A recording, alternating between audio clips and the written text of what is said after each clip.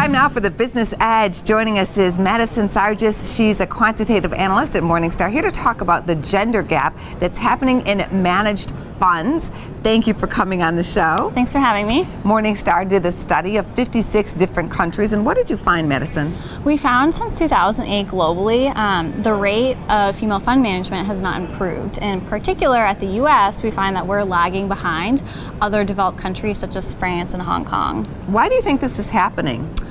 Well, so our study was more focused on opportunities within the fund industry, not necessarily why people choose to enter and leave the industry. You also found that there are certain funds where women tend to be hired for or are managing. What are some of those funds?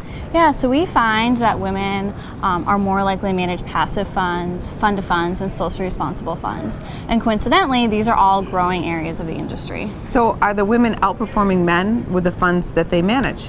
So we didn't actually look at performance in this study. That's something that you should see from us in the next year.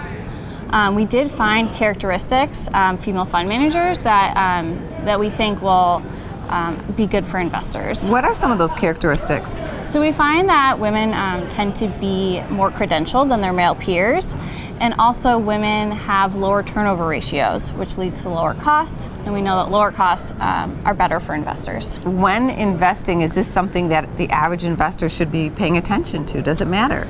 Well, so we don't think that investors should make portfolio decisions based on gender alone. However, we do think that's important to study because we do think increasing gender diversity will be better for investors.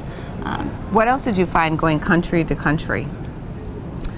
So we found that certain established markets had lower rates of female fund management. The US, Germany, and more newer markets such as Hong Kong, Singapore, Israel tend to have higher rates of female fund managers. And what about some of the larger funds versus some of the smaller funds? Yeah, so we find that women are more likely to get a job at some of the largest equity firms.